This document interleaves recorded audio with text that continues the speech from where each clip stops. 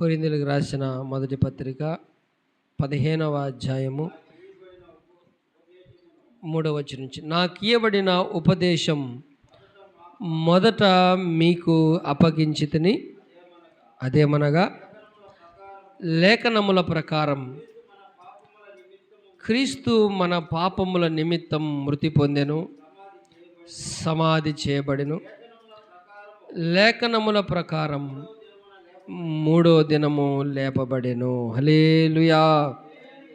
చదవబడిన ఈ మాటలు మనం గమనిస్తే యేసు ప్రభు యొక్క మరణాన్ని గురించి, ఆయన సమాధిని గురించి, ఆయన పునరుద్ధానంగా లేచిన ఈ విషయాలు కూడా సువార్తల్లో 4 సువార్తల్లో మనకు రాయబడి ఉన్నది.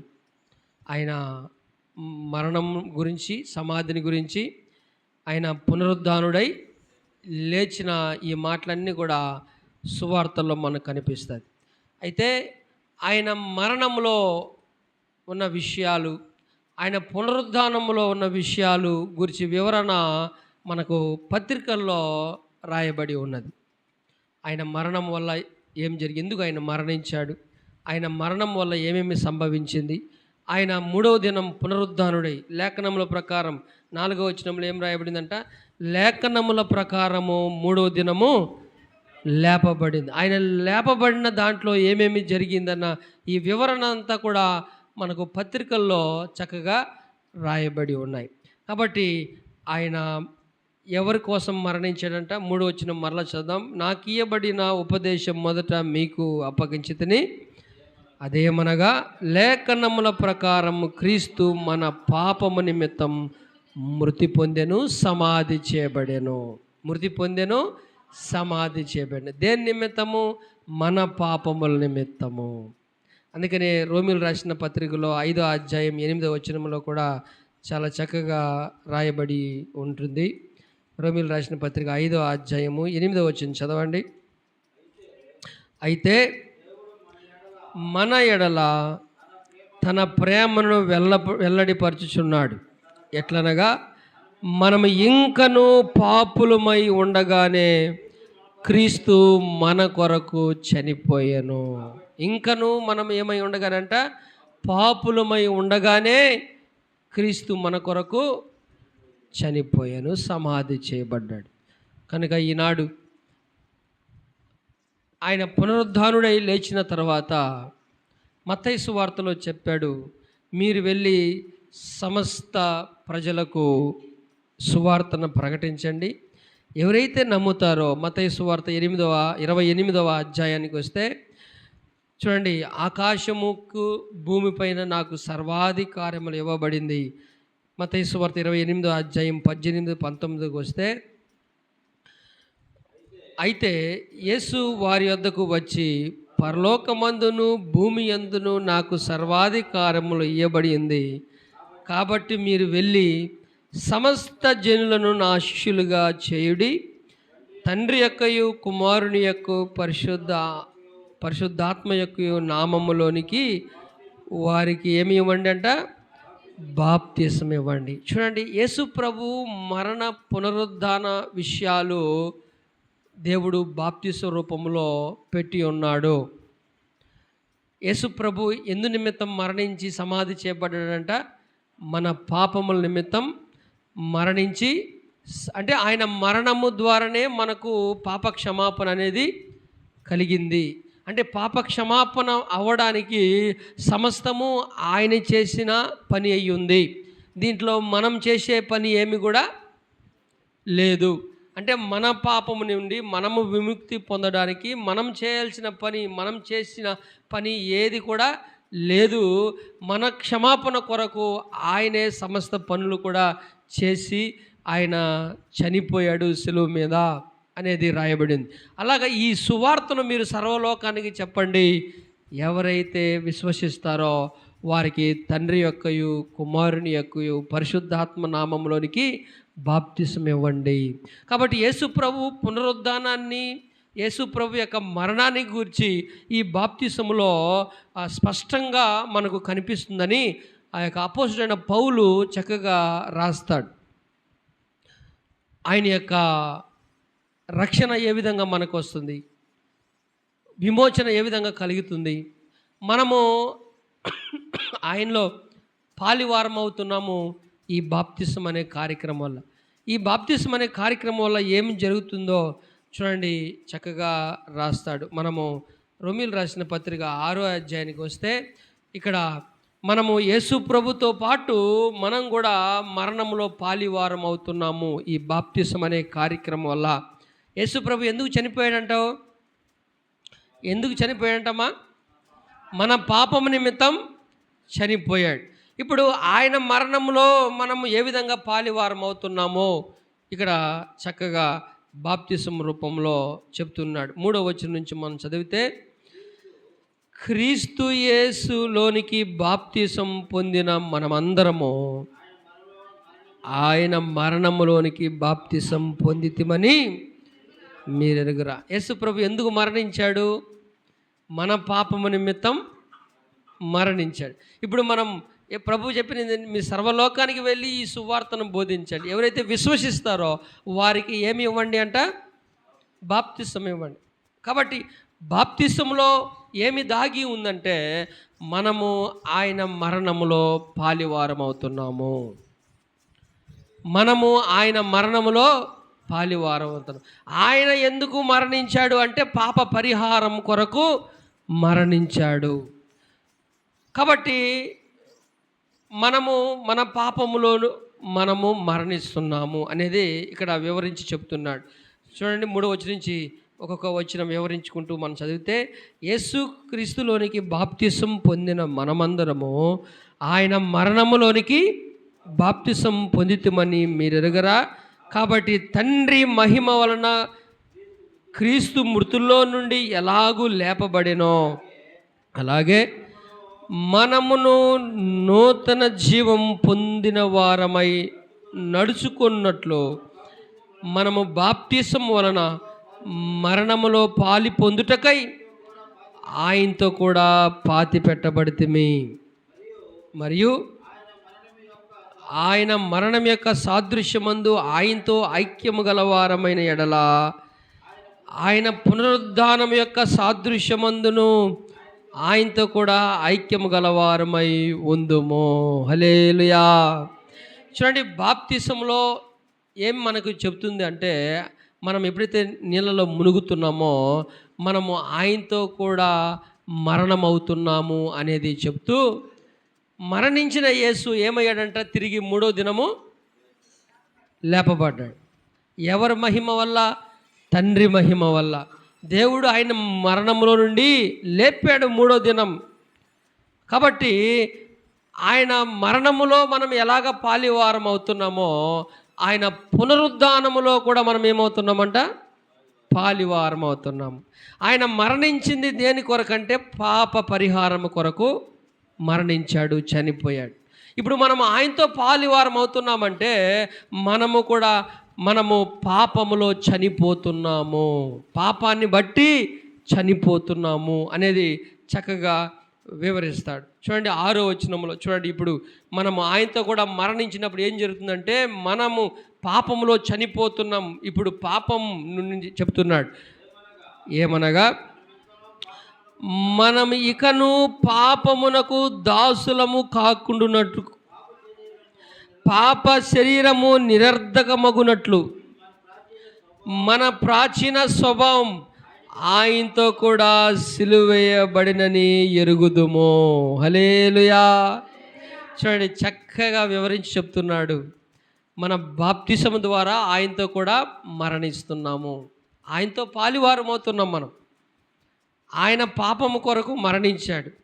ఇప్పుడు ఆ పాపం యొక్క అధికారములో నుండి, పాపం యొక్క స్వభావములో నుండి, అన్నిటిలో నుండి మనము విమోచించబడుతున్నాం. చక్కగా చెప్తున్నాడు 6వ వచనంలో, మరలా చదవండి. ఏలయనగా మనమికను పాపమునకు ఏమవ కామంట? దాసులము కాము. అంటే మునుపు మన యొక్క ఇది ఏంటంటే పాపానికి దాసులం. అంటే పాపము మనను ఏల్తుంది, మన పైన అధికారం ఏది చెలాయిస్తుందంట? పాపం అనేది చెలాయిస్తుంది. పాపం మన కంటికి కనిపించదు, పాపం మన కంటికి కనిపించదు, కానీ అది మనల్ని ఏలుతుంది. ఎలాగ ఏలుతుంది? పాపం యొక్క పని ఎలాగ మనకు తెలుసు అంటే చక్కగా వివరిస్తాడు మనకు. రోమిల్ ఇది అట్టే పెట్టుకొని మనము రోమిల్ రాసిన పత్రిక 7వ అధ్యాయంలో పాపము మనకు ఎలాగ చూపిస్తున్నాడు చూడండి. అవి ఎలాగ మన పైన అధికారం చలాయిస్తుంది, దాని కింద మనం ఎలాగ దాసులంగా ఉన్నామో చక్కగా ఒక ఉదాహరణ చెప్తూ పౌలు భక్తుడు రాస్తాడు. మనము 7వ అధ్యాయము రోమిల్ రాసిన పత్రిక 7వ అధ్యాయం 18వ వచనం నుంచి అక్కడ పాపం ఎలాగ మనం రూల్ చేస్తుందో ఒకసారి చూడండి.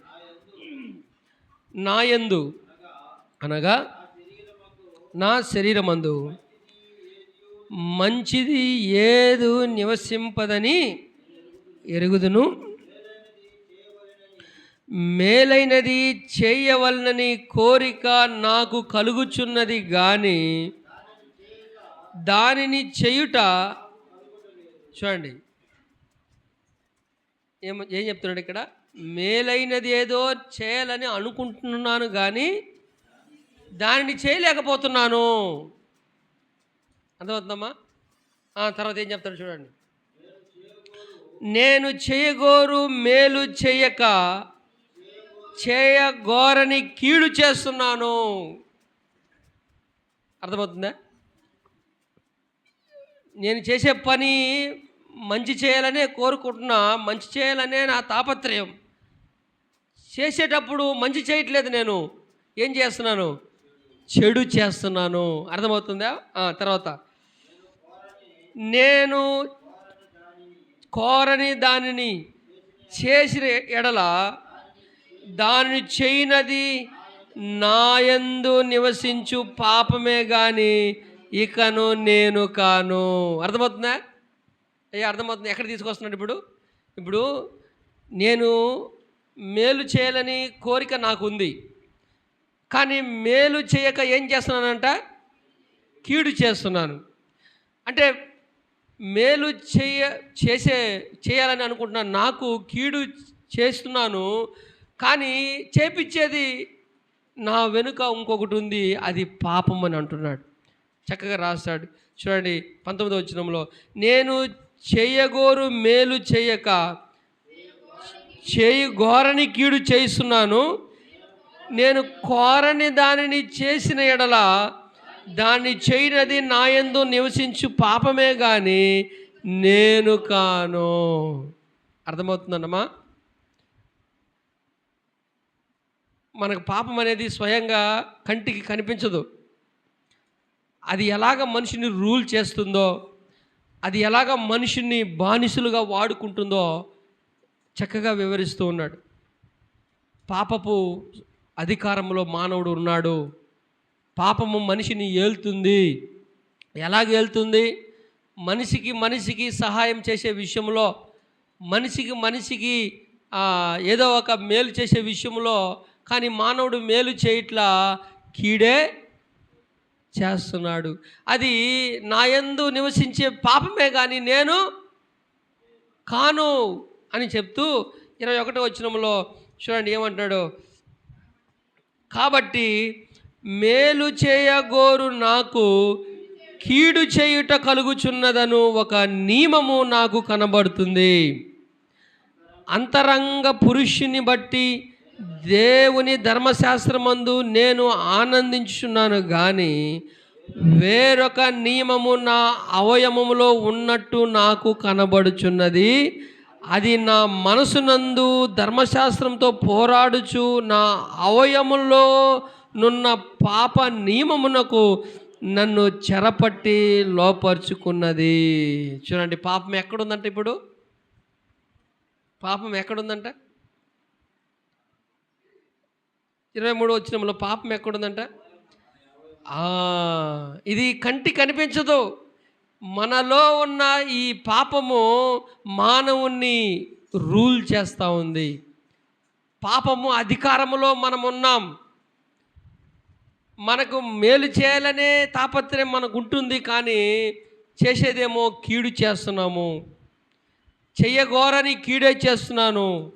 అలాగా చేయగోరని కీడు నేను చేయట్లేదు, నన్ను చేపిస్తుంది. నాకు ఇష్టం లేకపోయినా చేపిస్తుంది. కాబట్టి మానవుడు దేనికి బానిసుడై ఉన్నాడంట? పాప నియమమునకు. పాపము మనుషుని ఏల్తుంది. అలాంటి పరిస్థితిలో మానవుడు ఉన్నాడు. కాబట్టి తల్లి గర్భంలో జన్మించిన ప్రతి మానవుడు పాపమునకు దాసుడు. ఎక్కడి నుంచి వచ్చింది ఈ పాపము అంటే, పూర్వదినం ఆదాము నుండి ఒకరి నుండి ఒకరికి సంక్రమించింది. మన జన్మ పాపము, కర్మ పాపము. మానవుడు పాప స్వభావంలో ఉన్నప్పుడు దాని నుంచి తప్పించుకునే మార్గం మనిషికి లేదు. అక్కడే చక్కగా మాట చెప్తాడు 7వ అధ్యాయంలో 24వ వచనంలో, అయ్యో నేను ఎంత దౌర్భాగ్యులను, ఇట్టి మరణమునకు లోనగు నా శరీరము నుండి నన్నెవడు విడిపించును. ఏ అవకాశం లేదు మానవునికి విడుదల అవ్వడానికి. అర్థమవుతాయా? పాపం ఎక్కడుందంట? మన అవయములోనే ఉంటూ మనలను దానికి బానిసలుగా చేసుకుంటుంది. కాబట్టి పాపం వలన వచ్చే జీతం ఏంటి? మరణం. ఈ పాపములోనే మనుషుడు చనిపోతే ఎక్కడికి చేరుకుంటాడు? చివరికి మరణము. అగ్ని ఆరదు, పురుగు చావదు.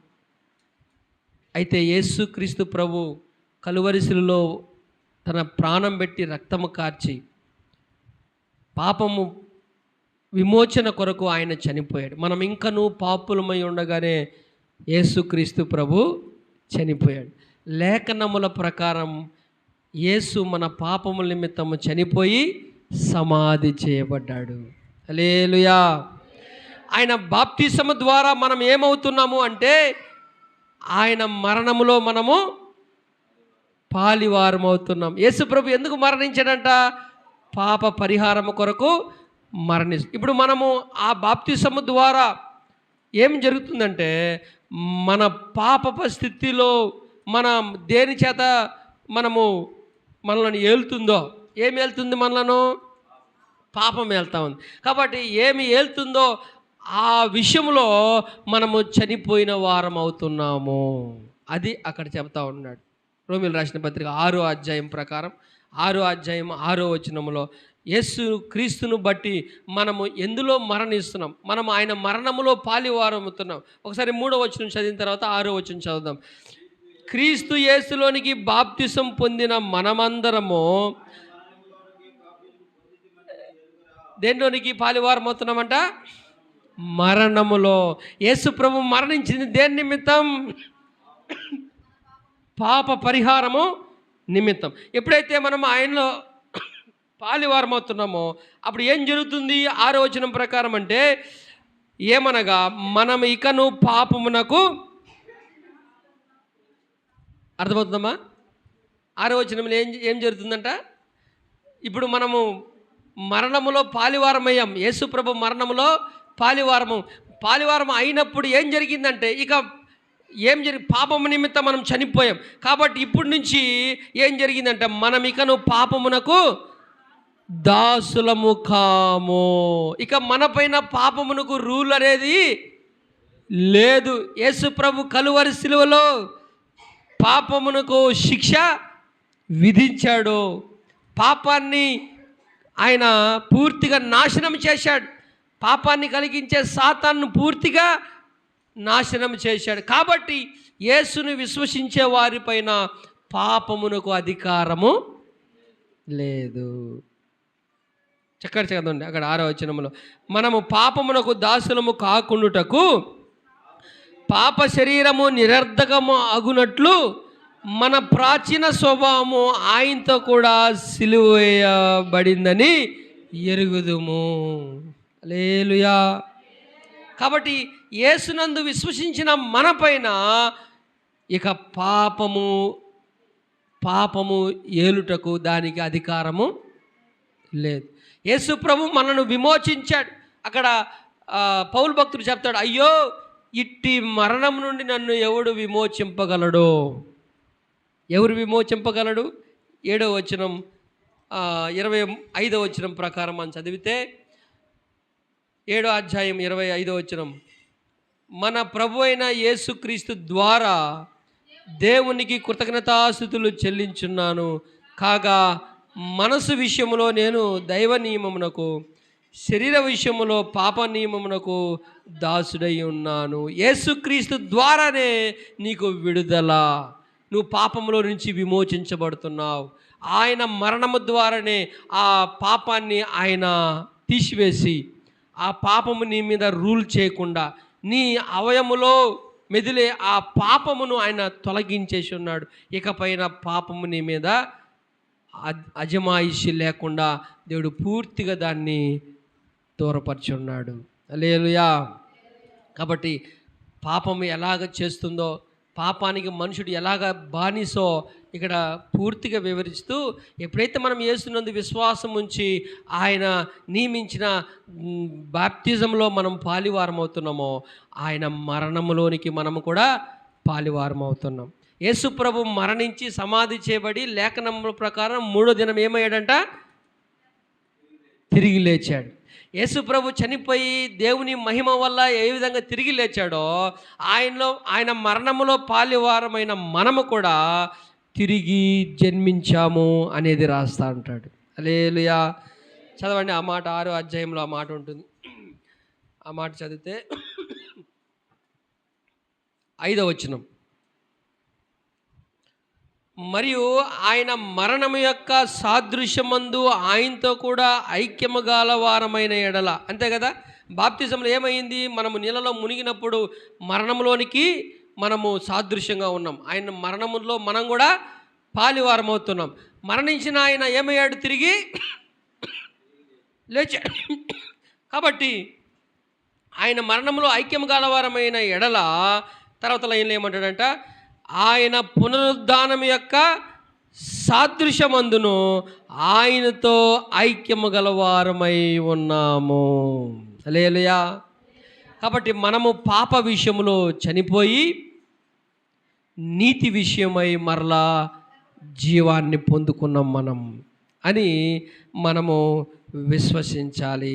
చూడండి ఈ మాట 11వ వచనంలో చెప్తాడు. 11వ వచనంలో, లేకపోతే మనము 8వ వచనం చదవండి ఒకసారి. మనము క్రీస్తుతో కూడా చనిపోయిన ఎడల మృతుల్లో నుండి లేచిన క్రీస్తు ఇకను చనిపోడనియు, మరణమునకు ఇక ఆయన మీద ప్రభుత్వము లేదనియు ఎరిగి ఆయనతో కూడా జీవించుదామని నమ్ముచున్నాం.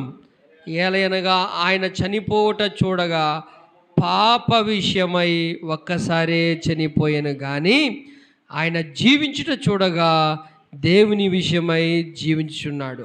అటువలే అంటే యేసు ప్రభు మరణించి తిరిగి లేచి ఇప్పుడు జీవం గలవారై ఏ విధంగా ఉన్నాడో, అటువలే ఆయన యందు విశ్వసించిన మనమందరము కూడా ఏమని విశ్వసించాలంటే, యేసు ప్రభు ఏ విధంగా జీవం గలవాడై ఉన్నాడో ఆ రీతిగా ఆయనలాగానే మనం కూడా జీవము కలిగిన వారంగా ఉన్నాము అని ఎంచండి అని చక్కగా 11వ వచనంలో రాస్తారు. చదవండి 11వ వచనంలో. అటువలే మీరును అంటే మనం. అటువలే అంటే ఏంటి అర్థం? యేసు ప్రభు చనిపోయి పాపము నిమిత్తం చనిపోయాడు. ఇప్పుడు మనము ఆయనతో కూడా పాలివారం అంటే అర్థం ఏంటంటే మనం కూడా పాపములో చనిపోయాం. మన పైన ఇక పాపానికి ఏ రూలు ఉందా? ఇప్పుడు చనిపోయిన వ్యక్తి పైన ఏ అధికారమైన ఉంటుందా? ఉండదు. అలాగనే మనం కూడా పాప విషయంలో చనిపోయాము. యేసు ప్రభు పునరుద్ధానుడుగా ఏ విధంగా లేచాడో, జీవిస్తున్నాడో, మనం కూడా ఇప్పుడు నీతి విషయంలో జీవిస్తున్నాము అనే నమ్మిక ఈనాడు క్రీస్తునందు విశ్వసించిన వారందరూ కలిగి ఉండాలి అనేది ఈ వాక్యం చెప్తుంది. ఇప్పుడు రండి 11వ వచనంలో. అటువలే మీరును పాప విషయమై మృతులుగాను దేవుని విషయమై క్రీస్తు యేసునందు సజీవముగా మిమ్మును మీరే ఎంచుకోండి. అర్థమవుతుందా? నాకు నేను, మీకు మీరు, ఏ విధంగా ఎంచుకోవాలి ఇప్పుడు? ఏ విధంగా ఎంచుకోవాలంట? సజీవులము. హల్లెలూయా. సజీవములుగా నువ్వు ఎంచుకోవాలి. అలాంటి నమ్మిక లేనప్పుడు నీకు జీవితం మీద విరక్తి పుడుతుంది. యేసు ప్రభు ద్వారా మనకు ఏమి మేలు జరిగింది అంటే, పాప విషయంలో చనిపోయాము. పాప విషయంలో మనమందరం కూడా పాతిపెట్టబడ్డాం. నీతి నిమిత్తం మనమందరం కూడా జీవిస్తున్నాము. మనం జీవము గలవారమని ఎవరికి వాళ్ళు నమ్మిక ఉంచాలి. ఎందుకు అంటే, నువ్వు యేసును నమ్ముతున్నావు కాబట్టి. ఏమని నమ్ముతున్నావు? ఆయన చనిపోయి తిరిగి లేచిన వాడు ఎలాగున్నాడు? ఇప్పుడు సజీవుడిగా ఉన్నాడు. ఆ నమ్మిక ఎప్పుడైతే నువ్వు నమ్ముతున్నావో, అలాగే నీవు కూడా సజీవుడని నమ్మకము నీకు రావాలి. హల్లెలూయా. నేను క్రీస్తునందు సజీవుడిని, నేను క్రీస్తు ద్వారా పాపంలో చనిపోయాను, నా పాపమంతా కూడా, నా పాప శిక్ష అంతా కూడా సిలువలో మేకులతో కొట్టబడింది. ఇక పాపమునకు ఏ అధికారం నా మీద ఉందా? ఇప్పుడు కూడా చాలామందికి డౌట్ ఏంటంటే, ఏదైనా కష్టం వచ్చిందనుకో, ఏదైనా భయంకరమైన కీడు కలిగిందంటో, నేను ఏం పాపం చేశానో ఏమా, ఈ కష్టం నా కుటుంబం వదిలిపోవట్లేదు, ఈ జబ్బు నాకు పోవట్లేదు, నేను ఏ పాపం చేస్తే ఇది పోకుండా ఉంది అంటూ ఉంటాం. ఎవరు అనేది? ఎవరు అనేది? ఏమా, ఎవరు అనేది? క్రీస్తు నమ్మిన అంటే నీ పైన ఇంకా ఏముందని నువ్వు నమ్ముతున్నావంటే, ఇంకా పాపము నా పైన రూల్ చేస్తుంది. అవునా కదా? ఇంకా పాపం ఏదో, నేను చేసిన పాపం ఏదో ఉంది అంటే ఏమి అర్థం అంటే, నువ్వు క్రీస్తును పూర్తిగా ఇంకా నమ్మలేదనే అర్థం. క్రీస్తును ఒకసారి నా పాపముల కొరకు ఆయన చనిపోయాడని, నా పాపముల నిమిత్తము సమాధి చేయబడ్డాడు, నా పాపముల నిమిత్తం తిరిగి 3వ దినం లేచాడు. దాని అర్థం ఏంటంటే, ఇక పూర్తిగా నా పాపాన్ని ఆయన తీసేశాడు అని అర్థం. ఏదో ఒక కారణం చేత నేను చేసిన పాపం ఇంకా క్షమించబడలేదనే ఒకవేళ అనుమానం నీకు వస్తే, ఇంకా నువ్వు క్రీస్తు మరణ విషయంలో, పునరుద్ధాన విషయంలో ఇంకా పరిపూర్ణమైన విశ్వాసం నీకు రాలేదు అనేది అర్థమవుతా ఉంది. ఇక్కడ వాక్యం ఏం చెప్తుందంటే, యేసు ప్రభు పాప క్షమాపణ నిమిత్తం చనిపోయాడు, చనిపోయిన ఆయన తిరిగి లేచాడు. ఎవరైతే ఆయన యందు విశ్వసిస్తారో వారు కూడా పాపము నుండి, పాపము నిమిత్తం చంపబడ్డారు, యేసు ప్రభులాగా తిరిగి జీవిస్తున్నారు. ఇదే నమ్మకం. యేసు ప్రభునందు ఎప్పుడైతే నీకు పరిపూర్ణ నమ్మకము లేదో, నీ పాపము పోయి అన్న విషయంలో కూడా నీకు అనుమానమే ఉంటుంది. యేసు ప్రభు తిరిగి లేచాడని, ఆయన నా పాప నిమిత్తం చనిపోయాడని ఎప్పుడైతే గట్టి విశ్వాసం వస్తుందో, నేను కూడా క్రీస్తులాగా నీతి నిమిత్తం జీవిస్తున్నాను అని పరిపూర్ణంగా నువ్వు నమ్ముతావు. యేసు మీద ఎప్పుడైతే నీకు అనుమానం వస్తుందో, నీ పాప విషయంలో కూడా నీకు అనుమానమే ఉంటుంది. ఇంకా ఏదో ఉంది నా జీవితం, ఇంకా ఏడా ఉంది, అందుకని ఈ కష్టాలంతా వస్తూ ఉంది అని ఎప్పుడైతే నీ మనసులో వస్తుందో, ఇక నీ విశ్వాసము కూడా అలాగే ఉంటుంది. కాబట్టి ఒకసారి నీ విశ్వాసం పరీక్షించుకో. ఇక పాపము మన మీద రూల్ అనేది పూర్తి కొట్టేశాడు ప్రభు. ఎక్కడ చూడండి, 6వ వచనం చదవండి. 6వ వచనం, ఈ వచనము నువ్వు గట్టిగా నమ్మాలి. చూడండి, ఏమనగా మనం ఇకను పాపమునకు దాసులము కాకుండుటకు పాప శరీరం ఏమైపోయిందంట, నిరర్ధకమగునట్లు మన ప్రాచీన స్వభావం. ఏంటి నీ ప్రాచీన స్వభావం? పాపపు స్వభావం. పాపము ఏలే, పాపానికి దాసుడవు, పాపాన్నే చేస్తున్నావు. నువ్వు మంచి చేయాలని కోరుకుంటున్నావు కానీ చేసేదేమో కీడే. కాబట్టి చేసేది నువ్వు కాదు, చేపించేది పాపము. ఆ స్వభావం అంతా కూడా ప్రాచీన స్వభావం అంటే అది. ఆ ప్రాచీన స్వభావం ఏమైందంటున్నాడు చూడండి. ప్రాచీన స్వభావం ఎక్కడంట, ఆయనతో కూడా సిలువ వేయబడింది. ఎక్కడంట? పాప స్వభావం అంతా కూడా సిలువ వేయబడింది. ఎప్పుడైతే నువ్వు యేసు నా పాపం నిమిత్తం చనిపోయాడు, తిరిగి లేచాడని నమ్మావో, ఇక నీ పాప విషయంలో ఇక డౌటే లేదు నీకు. ఇక సగమే పోయింది నా పాపం, ఇంకా సగం ఉంటుందేమో, ఈ కష్టాలు అప్పుడప్పుడు ఎదురవుతూ ఉంది అని చాలామందికి డౌట్. ఇంకా నా పాపం క్షమించబడలేదు, అందే ఏదో ఇబ్బందులో ఉంది అని ప్రార్థన చేస్తూ ఉంటాం. యేసు క్రీస్తు ప్రభు ఆయన యందు విశ్వాసం ఉంచే వారికంట భూమి కంటే ఆకాశం ఎంత ఎత్తుగా ఉందో అంత కృపనిచ్చే దేవుడంట. హల్లెలూయా. వారి పాపం మీకెన్నడూ జ్ఞాపకం చేయకుండా సముద్ర అగాధములో వేసేసినాడంట దేవుడు. కాబట్టి ఈ వాక్యము నీకు ఒక విశ్వాసాన్ని కల్పించాలి. నా పైన పాపమునకు ఇక ఏ అధికారము లేదు, నన్ను ఏలుబడి చేయుటకు ఏ అధికారము పాపానికి లేకుండా ఆయనే తీసేశాడు. ఒకవేళ పాపం నీ మీద ఉంటే, పాపము నీ మీద అధికారం చేస్తుంటే, పాపము ద్వారా వచ్చే జీతం ఏంటంట అంతే.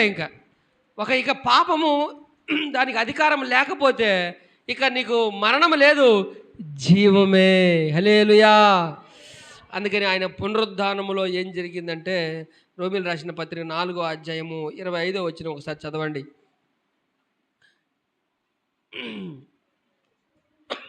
4వ అధ్యాయం. అప్పగింపబడి మనము నీతిమంతులుగా తీర్చబడటకై, చూడండి అయిపోయింది. ఇక ఆయన అప్పగించబడ్డాడు, తిరిగి లేచాడు. ఆయన అప్పగించబడింది దేనికంట? దేనికి అప్పగించబడ్డాడంట ఆయన? అంటే మన పాపం నిమిత్తం ఆయన అప్పగించబడ్డాడు. ఆయన తిరిగి లేవడం వల్ల ఏం జరిగిందంట? మన నీతిమంతులుగా తీర్చబడ్డానికే ఆయన లేచాడు. ఇక మీదట విశ్వసించిన నీపైన పాపమునకు ఎలాంటి అధికారము లేదు. కాబట్టి నీకు నీవే ఏమైనా ఎంచుకోవాలంటే, యేసులాగా నేను జీవం కలిగిన వాడను. హల్లెలూయా. అందుకని ఆ వాక్యం మనం చూసి ముగిద్దాం. 6వ అధ్యాయంలో 11వ వచనములో, అటువలే మీరును పాప విషయమై మృతులుగాను, దేవుని విషయమై యేసు క్రీస్తు నందు ఏం గాను? అందరూ చెప్పండి, ఏం గాను? అంటే ఇప్పుడు నువ్వు ఎలాగున్నావంటే సజీవుడవు. హల్లెలూయా. సజీవుడవు, జీవం కలిగిన వాడవు. ఈ సజీవులు భౌతికంగా మరణం చెందిన తర్వాత పరలోకానికి వెళ్ళేవాళ్ళు. హల్లెలూయా. కాబట్టి ఇలాంటి నమ్మిక నువ్వు రావాలి. నీ పైన పాపమునకు ఎలాంటి అధికారం ఇక లేదు. కలువరి సిలువలో యేసు ప్రభు ఆ పాప పరిహారం నిమిత్తము ఆయనే ఆ యొక్క శిక్షను ఆయన అనుభవించాడు. ఆయన అనుభవించాడు శిక్షను.